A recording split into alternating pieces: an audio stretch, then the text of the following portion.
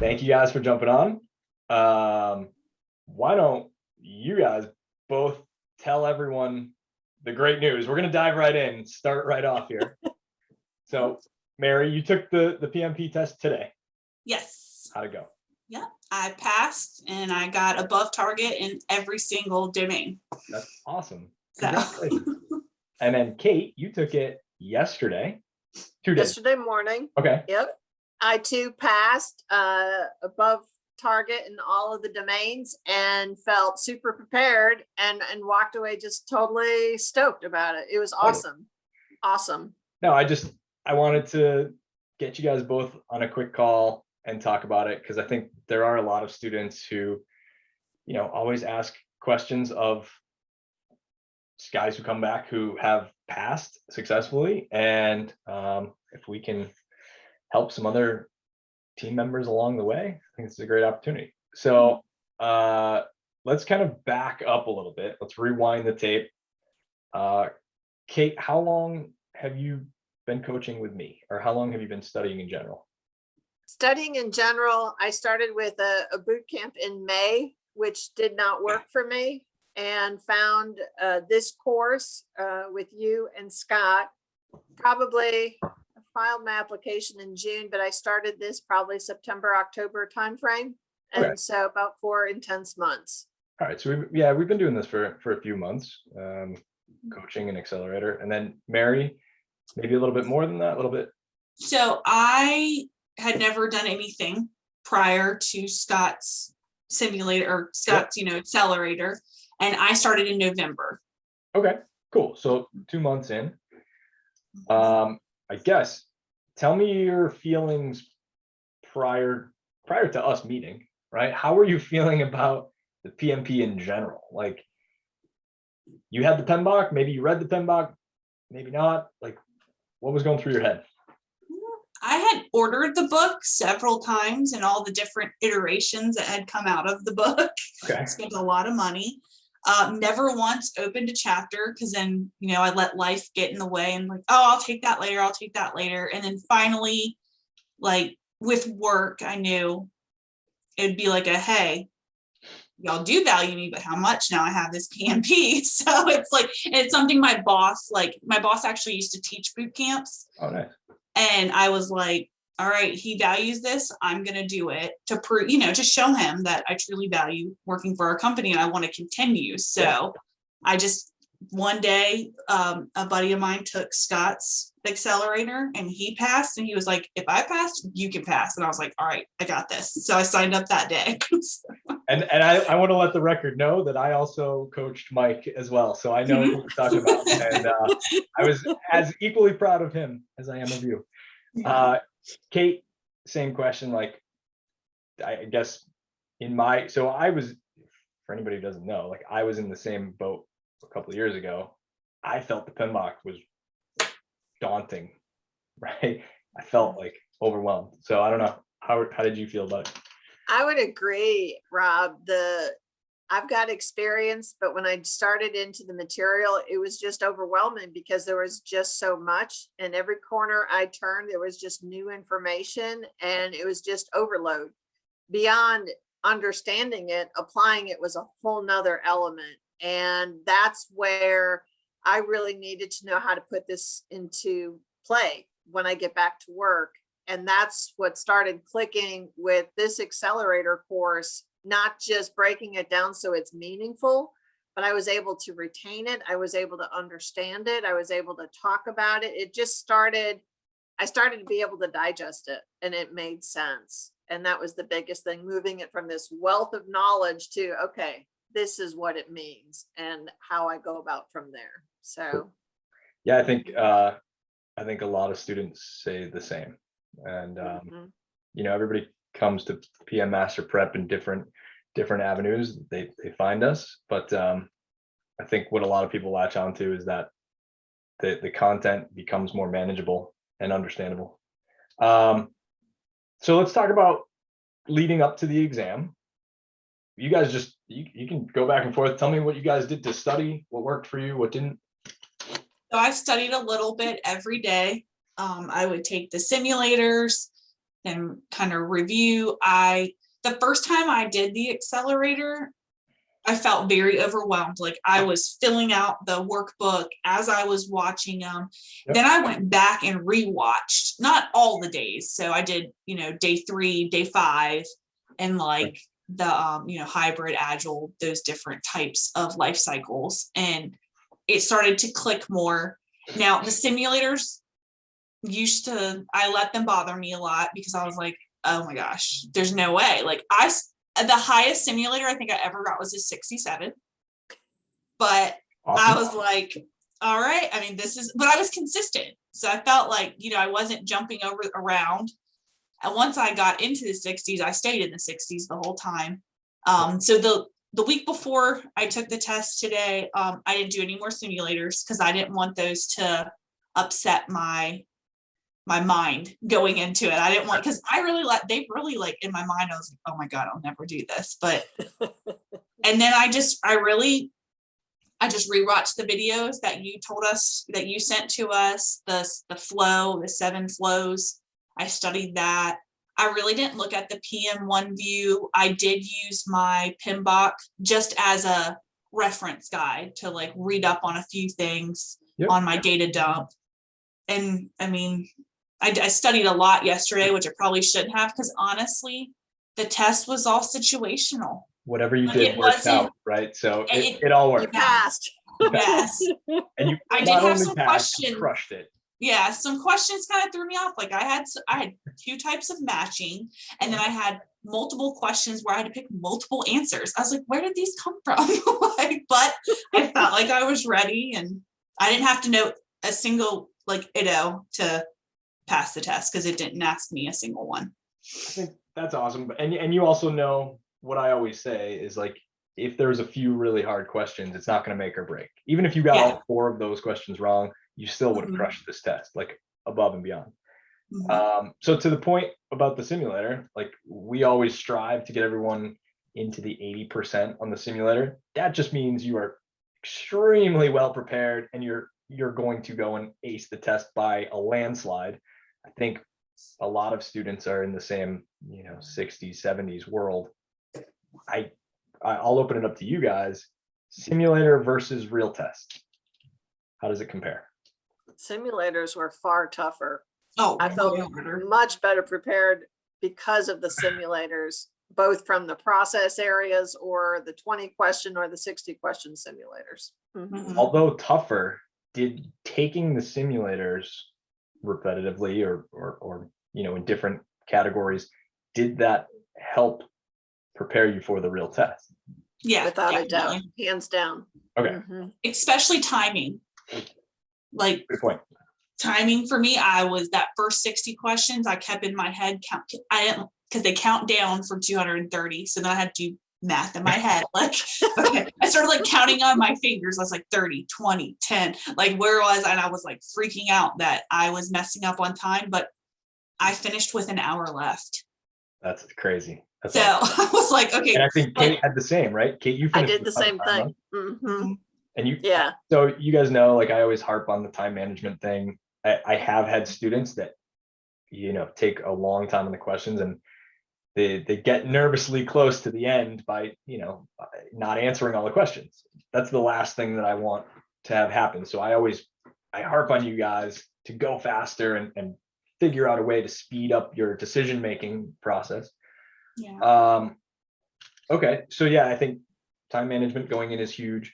What other skills would you guys say were imperative to passing this exam? Like, I think for me, Rob, you had said it, part of this is mental too, and your own self-confidence. And I had originally scheduled to take this test in December, but then life got full and mentally I wasn't there with Elle that I was juggling. So I postponed it, and it was the best decision because again, I was putting the pressure on myself, but I was truly prepared because of all that this class provided, both in content, the coaching calls, the discipline to keep at it every day. You taught us how not only how to study, but then go into answered the questions, flagged the questions, the timing. It was just everything. Doing a dry run to the testing center the day before, or what have you. It was just all fit and worked. So. Yeah, let's talk about the coaching calls a little bit. For anybody who doesn't know, obviously we take some time to plan out a calendar so that you know what you need to study to get you to that test date you're shooting for. If there's a certain amount of work that has to be done, we break it up by this is how much you have to do every day to get to your date. What do you guys think about the questions that we run through on the accountability coaching calls?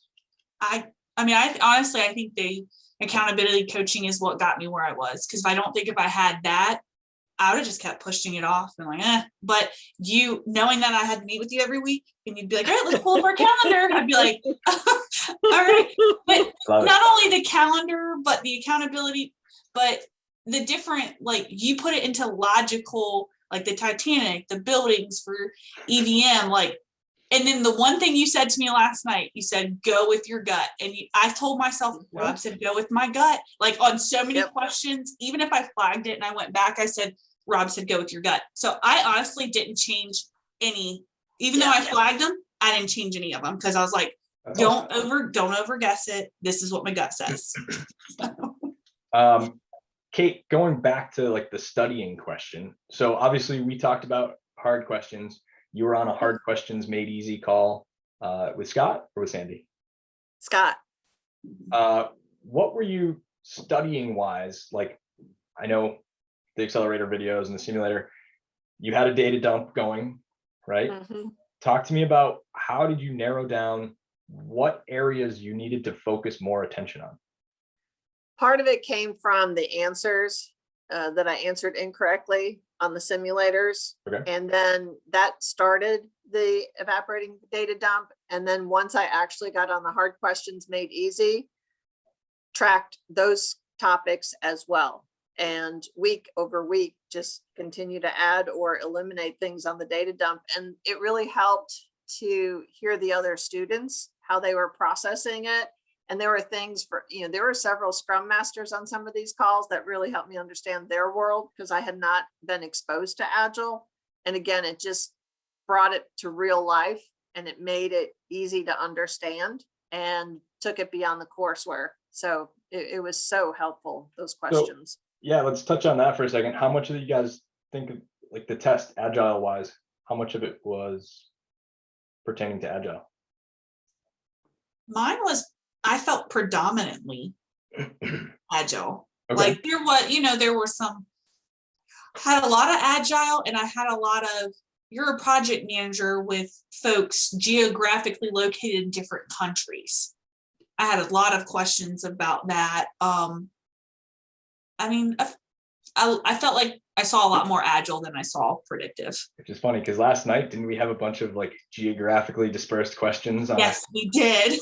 That's good. It was meant to be. That's perfect, right? Yeah, I would agree with you, Mary, because mine were geographically dispersed too. I didn't have as much Agile, or at least what I can recall, but it definitely was situational. You're a project manager, multinational. What would you do? Sure. And I think sometimes the questions don't fall perfectly into an Agile or a waterfall world. They're a little more general, but all of the concepts from the Agile methodology still play into those questions, all of the principles and the guiding ideas, right? Cool. What else do you guys want to tell future students who maybe haven't even picked up a PMBOK? Like, give these guys some advice. I would just, do it, sign up for the accelerator. You most likely will watch those videos more than once because the first time it's a lot. Like I watched day 5 multiple days. It took day 5 a long time. And I was like, oh, that's a lot. But then the second time I watched it, then it started to click.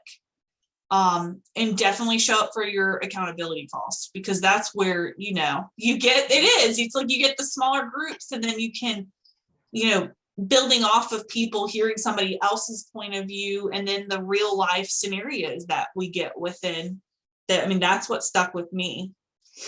I would agree. The program itself works. So take advantage of all of the resources. It's there, it's designed well, and it serves a purpose quite nicely. But the coaches, Rob, I mean, I couldn't have done it.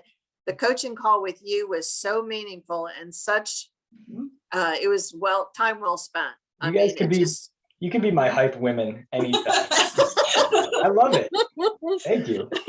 I always tell everybody, like, the favorite part of my job is when you guys succeed and I can see right now, like, the smiles on your faces, because I know the struggle you've been through. I was there myself, and I see students all the time that they come into my class and they're just like stressed out. And then now look at you guys are thrilled to be back. It's amazing. I'm your biggest groupie, Rob, because I go into those coaching calls.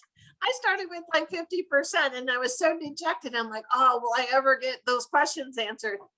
By this week, by last week, yeah, I was able to answer those questions. So my last question for you guys, I guess, what does having the PMP now hanging on your wall, what does it do for you? Like, what is the big picture takeaway? For me, I've already called my boss to let him know that I got it, and she is going to our HR department so my role right now is I'm an administrator of software. Okay. But there's no, like, I am what I am. So I've always asked, I said, can't we have tiers? Because I have, technology side, like I can do scripting, I could do the software. And they were like, well, if we do tiers, tier 3 is PMP. You've got to have it. And I said, okay. So she said, when you call me Friday and tell me you have the PMP, I'm calling HR so that we can get this. So for me, it's that I love the company I work for. So in trying to get my company back on track with using, because my boss and my director, they have their PMPs. And she was even like, maybe you can teach me a few things because I'm real crappy at, doing what's supposed to be done. So hopefully taking what I've learned and bring it back to the company so that we can have more structure in our projects. Nice. And I would say, Rob, in addition to everything Mary said, confidence to be able to say, hey, it's a personal best. Also choices to be able to go in and look at what's available, opportunity wise, but a lot of it's credibility and the voice I bring now to the table. I've got that certification behind me, and it's just like, well, who are you? Experience was part of it, but the PMP and that national stamp of, hey, here's a standard and you did it. And there's some people around the table who haven't done it, and for whatever reason, but it definitely brings a different slant to the conversation. I think you guys know the reason. It's a really tough test, and you guys put in the work, put in the time, you made this happen. So I'm glad that I was there to help you along with your journey, but I want you guys to be proud and really celebrate, because it's not an easy task. Like, there's not a ton of people who do this because of how much dedication it takes. So you should hold your head really high and be proud of the fact that you got this accomplishment hanging on your wall. I will miss working with you guys on a regular basis. So that's not how to find me. You can call me up. I have students that passed a year ago and they still call me up. I was chatting with one gentleman the other day about totally unrelated to PMP things. So you guys know how to find me. We'll be in touch. But thank you. I'm thank so you proud for of you all guys. that you did to help us. Absolutely. And yeah, I'm sure we'll talk soon. If you guys need anything, you know how to find me. Have a good one, guys. Thank you.